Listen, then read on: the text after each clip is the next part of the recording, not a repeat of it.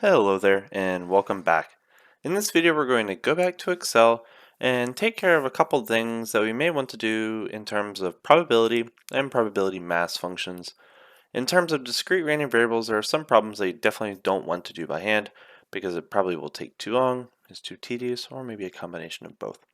So let's just go through a quick example on how to do like probability mass functions like expected value, variance of random variables, discrete random variables in particular, and talk about how to do a couple conditional probabilities, for example, that you may want to do based on this type of problem. So what we're going to do is we're going to roll two different dies. So let's assume that we're going to roll a 7-sided die and a 12-sided die. And let's observe each of the values as either x or y. So what I want to do is I'm going to create all of my possible values, x and y. So x is going to range from 1 to 7. So what I'm going to do is I'm just going to type 1 into cell A2, and then I'm just going to increment this by 1, so A2 plus 1, and then I'm just going to drag that down until I get as many values as I want. And then I want y to take the values from 1 to 12, so I'm going to start that off at 1, and then I'm going to take that and add 1 to it, and then I'm just going to click and drag that over until I get to 12, or whatever value that you want to go to. So once I have those values, that gives me my individual sample spaces. But what I'm going to do is I'm going to observe the values and I'm going to calculate some number. Let's assume that the random variable we're going to be interested in is the variable L, where L is going to be equal to 3x minus 2y plus 11. So you're going to roll a number on x, you get 1 through 7, you're going to get a roll from 1 through 12 on y, and then you're going to plug that result into this formula. That's going to give you some number, right? And since these rolls are random events, the value of L will be a random variable. So what are all the possible values of L that we can get from this experiment? So what we can do is we can do equals 3 times x minus 2 times y plus 11, and that'll give me a value of 12. Now I want to click and drag this across the two-dimensional array, so I need to partial anchor these values. So what I'm going to do is I'm going to put a $sign before the A only, not after the A, and after the B, but not before it. So once I do that, of course the value is not going to change. Then I'm going to click that cell, drag it across one of the rows, and while that is still highlighted, click and drag that down across the columns, or vice versa from what I said. And this gives you all of the possible values of L for this particular experiment, which is quite nice. So once I have that, now I can start calculating a bunch of stuff. For example, what are all of my possible values of little l? So little l is going to be a particular value, and capital L is going to be the random variable that can take any of the values of little l, right? So we have L. So what are all of my possible values of L? So what I'm going to do is I'm going to calculate the first value to be the minimum of all of these values. So the minimum value that L takes is going to be negative 10. And what I'm going to do is I'm going to increment this all the way down to the maximum value. So what is the maximum value of L? The maximum value is going to come out to 30. So what I'm going to do is I'm going to take this value, I'm going to add 1 to it, and I'm just going to click and drag this down until I get to 30. So let's keep on going down. Let's keep on going down a little bit further. And there we are. Now we're at 30. Right? So that's my maximum value of 30. So everyone will be accounted for in this particular region. Okay, let's justify that just to make it look nice. So let us now count the frequency of these L values. So we're going to do a Countif on this region. So we want to count all the values in this region that are equal to the value located at the cell directly next to it, which to me is going to be O2. So this is going to be count all the values in this region that are equal to the value in this cell, because we're going to click and drag that down. We do not want our region of interest to change, so we're going to total anchor that. So $signs before and after the letter location of the address. Press enter, and then we're going to click and drag that down until we cover all of our results, right? So that calculates the frequencies of each of these numbers. So according to this, there's 2 -4s in this block somewhere. So of course, how many possible values are in this block?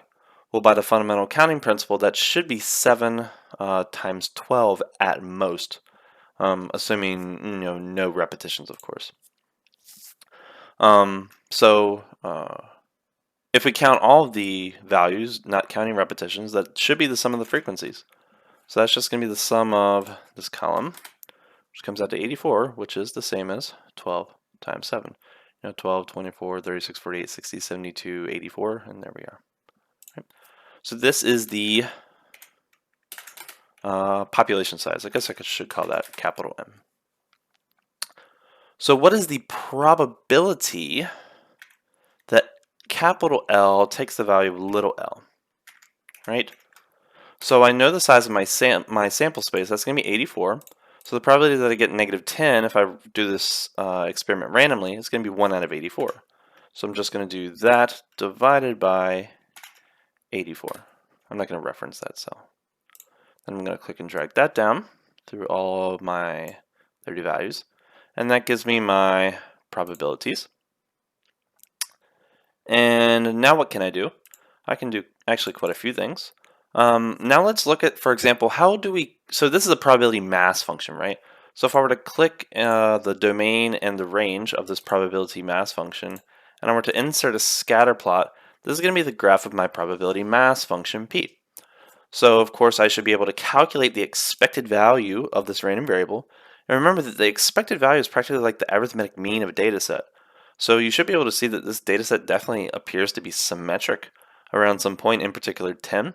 So we would anticipate that the expected value is going to be equal to 10 or something really close to it, right, since it's a symmetric distribution. So if that is the case, let's just go ahead and see how to find the expected value. All right, so let's just make that graph a little smaller, put it to the left. So how do I find expected value? So what I'm going to do is I'm going to take all of the values of L times the probability of that corresponding value L. I'm going to multiply them together. So this is going to be equal to -10 times its corresponding probability. I'm going to do that for all of my values in my domain. Then I'm going to add up all of those values, right? So if I want to calculate my expected value, that's going to be equal to, for me, the sum of that column, which comes out to 10 as anticipated. Now, how do we get the variance of this random variable? So for the variance, we need the second moment. So how can we find that? So we can do L squared times the corresponding probability, PL. So this is going to be equal to -10 squared, which is 100, times its corresponding probability there. And that's going to be 1.19. So keep in mind that this value can, just like the expected value, can be beyond the interval 0 to 1. Click and drag this down. But keep in mind that the second moment cannot be negative, right? So that's one thing. Expected value can be negative, but the second moment and the variance cannot be negative, so that's important. So, and this should not be equal to x, that should be the expected value of L, that's our name of our random variable. So the second moment of L, this is going to be equal to the sum of this column. So how would I find the variance? So the variance of my random variable L is going to be equal to the second moment minus the mean squared. That should be obvious to do. That's going to be 83.667 approximately. And if I want my standard deviation of my random variable L, that's just going to be equal to the square root of the variance, right? So just as data sets are interpreted, if the standard deviation is large, it's more spread out. If it's small, it's more compressed. But you usually need at least 2 data sets to compare how large is large, how small is small, right? But keep in mind the expected value and the standard deviation are measured in the same units. So whatever this formula is corresponding to, this formula L, that could be corresponding to profit, temperature, pressure, happiness levels, sleep level, or some metric that is combining the two, because we're clearly working with 2 different variables here. Whatever unit that is going to be the same unit as expected value of L and the standard deviation of L, right? So the second moment in the variance will be in the squared representation of the units. All right. So let's just do just a couple probability problems just to see how you would do them, because we already have our probability mass function. So let's just do a couple things. So what is the probability that L is greater than or equal to 0? So what is the probability that L is greater than or equal to 0? So what we need to do is we need to add up all the values associated to L values that are 0 or larger, right? So this is going to be the sum of 0 through the maximum value of L, which is going to be equal to 30, right? Because the probability that L is greater than or equal to 0 is the probability that it's 0, 1, 2, 3, 4, 5, all up to the upper bound of the domain. So if we were to do this experiment 5 million times, we would expect to get approximately 86% of them having an L value greater than or equal to 0. We can also ask, what is the probability that L is greater than or equal to 0 and L less than 2, right? So what can we do? So we can do equals sum. And there is some formulas called sum if and sum ifs. So you could do like a simple thing like we did with count if and count ifs for counting particular objects that satisfy some particular criteria. But since this data set is small, I'm just going to sum up the values that satisfy. So I want to sum up all of the values that have an L value from 0 inclusive to 2 non-inclusive. So where is that going to start? So it's going to start at 0 and 1, right? So it's going to be those two values. So if I were to do this infinitely many times, I would expect about 5% of them to have values between 0 and 2, non-inclusive of the boundary 2. Another question I could maybe even ask is, what is the probability that L is less than 2? So how would we find that? So I would just go over here to the probability values and add up all the values that are less than 2. So I'm going to go from -10 to 1. All right, let's just make sure I didn't include that 2 there. I did not. Right, great. So how would I do conditionals? So what is the probability that L is greater than or equal to 0, provided that L is less than 2? So what is the formula for that? So that's going to be equal to the probability that L is less than or equal to 0 and L is less than 2 all over the probability that L is less than 2, right? So this is the formula for the conditional. So the probability of A given B equals the probability of A and B all over the probability of B, right? So we actually have those elements here, so I can just do this probability divided by the probability that L is less than 2. And look at that, that's actually a very pretty number. That's just a quarter.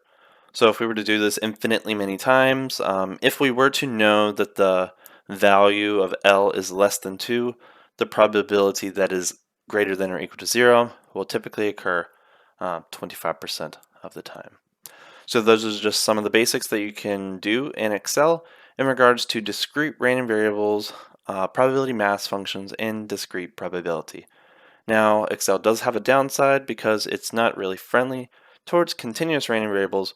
We're going to switch softwares once we get to there, but for now, anything associated to probability mass functions, Excel can do pretty well, as long as the domain is bounded or not too large. Anyway, I hope you enjoyed, and I'll see you in the next video. Take care.